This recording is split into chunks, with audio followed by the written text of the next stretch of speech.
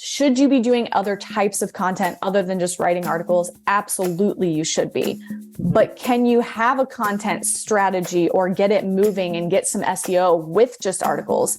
Absolutely. It just depends on the industry you're in, how much you need, the strategy behind it. That's where all of that comes in. And I think anybody who takes kind of that one size fits all approach, they're gonna fail eventually, unless they're in the exact spot, the exact same industry for all of their clients, which just isn't realistic. Welcome to Business Ninjas, brought to you by WriteForMe, where you'll hear from business leaders who are out there growing their business and slaying it every day. Learn from the masters. Let's get started.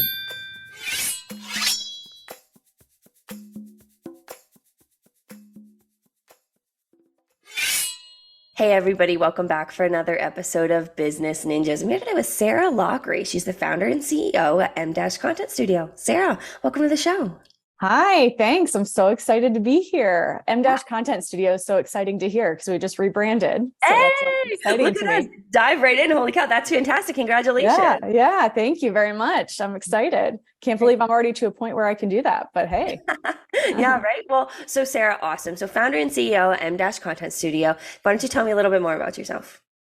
Oh gosh, about myself. Okay, so well, first of all, we'll do the personal, more fun stuff. I live with my husband, my daughter, my fur baby, in Morgantown, West Virginia. I'm kind of like a hybrid of from West Virginia and from Ohio because I grew up in Akron. And yeah, so I actually got my start. You want me to go into my background of who I am? Do it. Cool.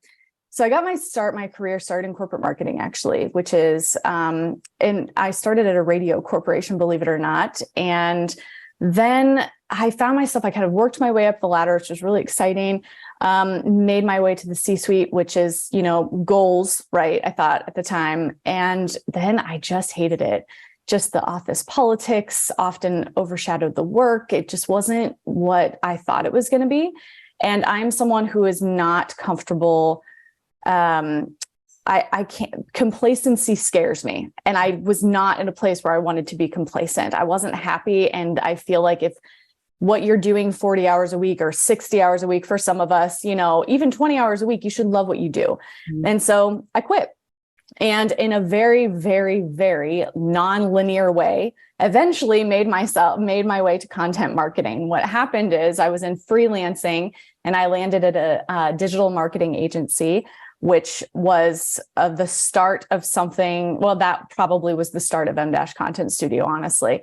I joined a group of incredible women who were running just the best digital agency and taught me everything that I know and gave me all the autonomy that I needed to learn and grow and kind of evolve as a content marketer.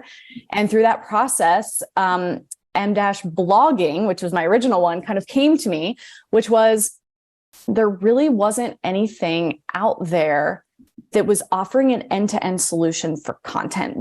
And what I mean is offering the SEO support that you desperately need on a website, to creating a content strategy, which is a whole nother topic of conversation, to writing the actual content, to posting it, and then tracking it after to see how it's performing. I didn't see anybody who's truly doing any of that in an affordable way that startups and small business could afford. Mm-hmm. And so I created the solution for that, which was M-blogging, which now is M-Content Studio. And so that was a little over 2 years ago, and here we are now. So I think that's fantastic. And I love kind of hearing the history of how you got to where you are. I think it, adds certainly a richness to the experience that you bring to M-Content Studio, rebranded. Yeah.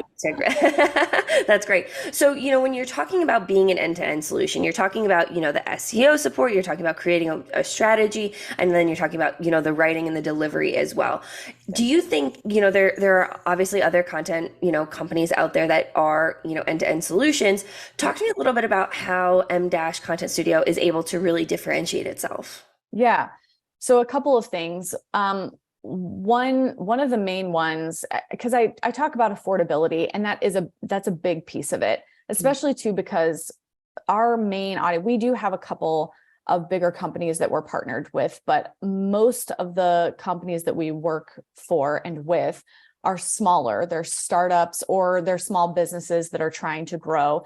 And quite honestly, you look at some of the normal cost for things like this, SEO, for writing, for all of those things, and you're getting into the, thousands, if not higher than that. And so I built this out in a way that our margins work, they work well, but I built it out in a way that we can support those companies and be affordable at the same time. And so we have packages that involve strategy for as low as $600 a month, so that, when you're somebody who's creating a marketing budget for yourself, and that's a hard thing. That's especially with content. I'm a firm believer, and I mean, any content marketer is going to tell you that SEO and consistent content on your site is pivotal. I mean, and you should be doing it at the very beginning, yet because it's a long journey to get to the point where you can get traffic to your site. Yet at the same time, it's one of the main things that falls to the bottom of the list. Most people will put that and just say, we'll put it to the side. And so I wanted to create something that would be a no-brainer. Like, we need to do this. We know it. I don't have the time to do it. I don't have a big budget. I'll just pay them and let them take care of it for me. And we just run it. We run it and grow it. And with most of our partners, they give us the autonomy to do that. And then we kind of work with them as we go. The other side of it is we do monthly consultations to continue to support them with SEO. So I'll also do random site audits to see how they're doing. Like, let's change things, let's pivot, let's move things to help you. We kind of view ourselves as an extension of the team, and really, I think the third one for us is quality, because another piece of it, which I didn't mention earlier, is I was doing freelancing on the side while I was working at the digital agency before. And what I noticed is I actually worked for one company. I would never mention their name, but I actually worked for one company, and they were doing something very similar, content marketing, very similar to what I'm talking about, lacking strategy, but pretty much everything else is there. And I have to be honest with you, the content was crap. It was so bad what they were putting out, and they were shoving keywords into, articles 50 times and publishing it. And I just thought, this is not good marketing. And will it get you to show up on SEO for SEO, right? Will it get you to show up on search?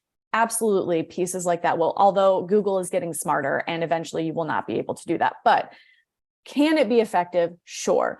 But the people that I'm working with, these small to mid-sized businesses, these are people who are trying to establish themselves as a thought leader. They're trying to show that their product is better than everybody else's. And you're not going to do that with really crap content. Yeah. So that's the other thing. We kind of arm ourselves with writers. My entire team, we're writers first. And then the strategy, the SEO, all of that comes after. And so we really pride ourselves on the quality of the work. So when you're talking about, creating quality content, can you talk to me about any guidelines or recommendations that you provide to ensure that the content is, engaging and informative? Yes. So much.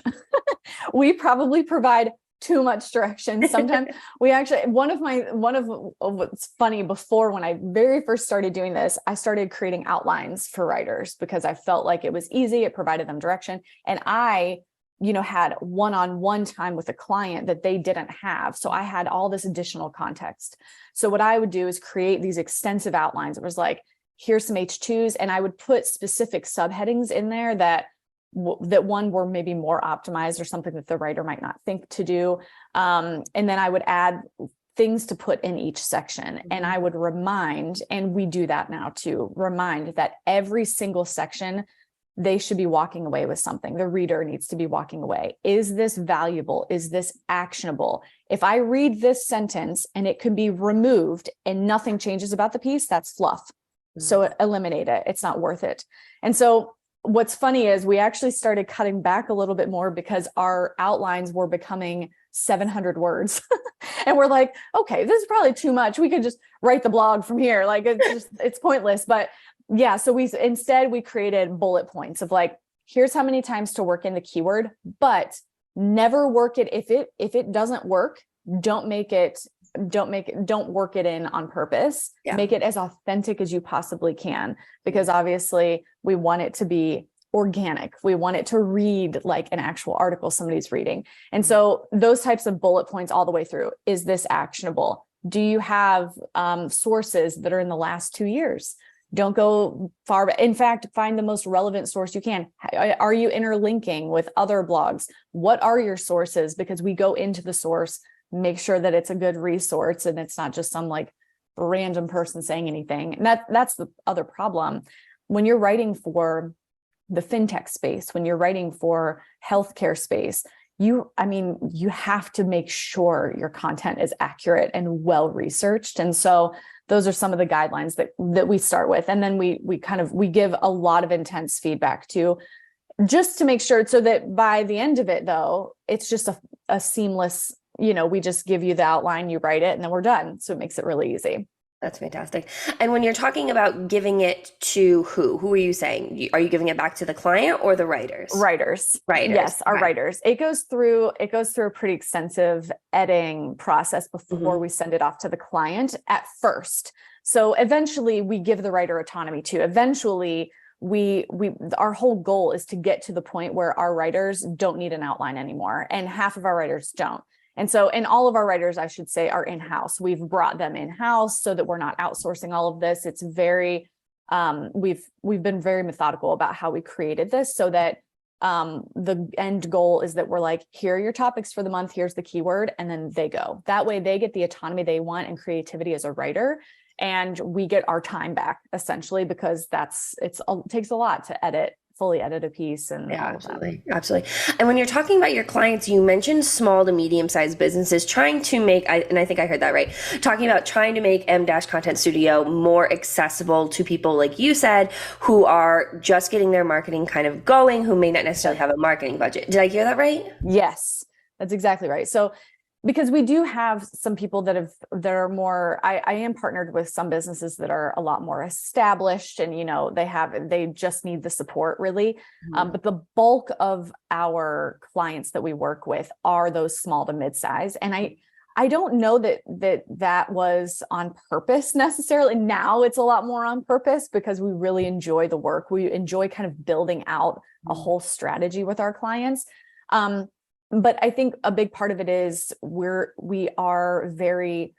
believe in education throughout the process. We believe in helping to like guide them so that maybe they won't need us when they get big enough. We kind of allow them to see everything that we're working on as well, so that they understand the decisions being made. And also that SEO, once you get the basic formula, it's not crazy. It's not crazy to get or to do. It's not as hard as some make it out to be. Yeah. I'm curious to pick your brain a little bit, kind of talking about current trends in the industry, in content, in SEO.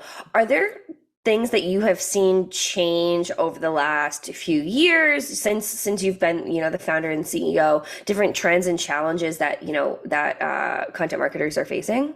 Oh, yes. So a big one is Google. I mean, it's really, that's all it is really when you take a step back and try to fit what we do in a very tiny little box. It's just like, we're trying to make friends with Google. That's it. We want every organization, company, business, everybody that we work with, we want them to be good enough friends with Google so that Google puts them in the top search results. And so navigating that though, because Google has been going through a lot of changes, and keeping up on those changes and making sure that we're doing everything we can on our end has been a challenge, but it's been good in some ways. So one thing that's a big trend and I guess change that's been happening is that Google is changing their entire interface. AI is coming in, right? That Google's changing that. So the question is, how much will SEO play a role in that? Like, how do we need to start changing the things that we're doing? How's that going to work? That's coming in like a month or two or a year, but we don't really know it. Another big thing is Google started to change their algorithm on the length and how the quality of pieces, which has actually been great for us. So one big thing is when I first came into this, it was write the longest posts you possibly can and fit in the keyword as many times as you possibly can. And if you can fit the keyword into every subheading, do that, because that'll help. Within 6 months, that was out the window. That's how fast it moves. So at first we were coming up with something like, I don't know, 5 fancy hats to I don't know, 5 fancy hats to make you look good. And the keyword is fancy hats. And how you would do it is a fancy hat number 1, fancy hat number 2, because you're just trying to work that keyword in. Well, Google got too smart for it. And they were like, nope, that doesn't work anymore. So then we actually had to go into some blogs and take that out because we didn't want it to look we were inauthentic. The other thing is, make your blogs long, 2,500 words, 3,000 words, make them long as possible. In fact, even I think like 8 months ago, I was still doing that for some clients who were convinced it was still working, but that's not the case anymore. Google doesn't necessarily and when I first started doing this, I was actually telling people that when we come up with topics and where we're writing blogs, we actually have to look at the SERPs, the search engine results pages. We have to look at that and see how long the other blog posts are, because if they're all 2,000 words, we're not going to beat them with 1,000. We have to write, 2,500. And that's not the case. We can beat them. We just have to have a better quality blog now. So that's probably been the biggest shift that I've seen. And now we're just dealing with Google's entire interface and analytics going somewhere else. And so trying to figure out how that will alter and change what the traffic looks like coming to the site. But I honestly, I feel like the biggest trends are directly, and maybe I'm totally wrong here and someone could probably kill me for saying it, but I think the biggest trends are from Google, because they start that like ripple effect, and then everybody's trying to like shift to talk to them again. I mean, you're just trying to be their friend. Yeah, no, absolutely. I think that's really interesting.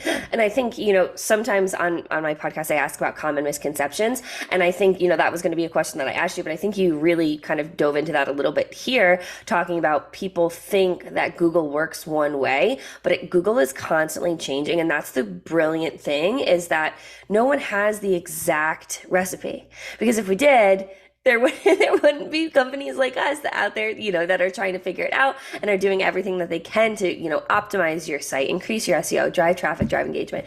So I think that's a really interesting point, to your point about Google being ever changing, and the need to stay, aware, flexible, and, adaptable, to be able to adapt kind of what you're doing, your strategy to fit, what's going to work with Google. Yeah. And I think too, it's not a bad thing to look at whatever you're doing, your current strategy, and being like, this isn't working for some reason. I don't know why. And being honest about it. That's been the biggest thing, is being completely transparent with our clients. Like, this isn't working. This strategy might not be working. I did want to tell you about one common misconception that it's funny. I was watching an influencer, because that's the thing with content marketing. What you were saying, you're right. You have to stay up on it. You have to give yourself all the education constantly, because it's always changing. Mm-hmm. But I was watching an influencer on LinkedIn say something about how it's an eye roll every time he hears somebody talk about content marketing and blogs, because blogs aren't part of it or shouldn't be or whatever. And I thought, that is so wrong in so many ways. And his point was like, we've evolved and maybe it's a thing, but it's not really, and it should involve social media and all these other things. And so I got what he was saying, but I think a big problem in what he was saying is he too was throwing a blanket over what content marketing and strategy should be. And the reality is, it's not a one size fits all. It depends on the industry. And every time I read an article that says that's making a statement about you should do 11 blogs a month in order to really get organic traffic, I'm like, no, that is not. That might be completely accurate for this one spot and this one industry, this one niche. But that I've gotten tons of traffic with 2 blogs a month with a specific strategy. So I think, should you be doing other types of content other than just writing articles? Absolutely, you should be. But can you have a content strategy or get it moving and get some SEO with just articles? Absolutely. It just depends on the industry you're in, how much you need, the strategy behind it. That's where all of that comes in. And I think anybody who takes kind of that one size fits all approach, they're gonna fail eventually, unless they're in the exact spot, the exact same industry for all of their clients, which just isn't realistic. No, I think you're 100% on with that. And I'm curious too, if the incorporation of like audio and video, like how that incorporates, how you're incorporating that into, driving your clients' traffic.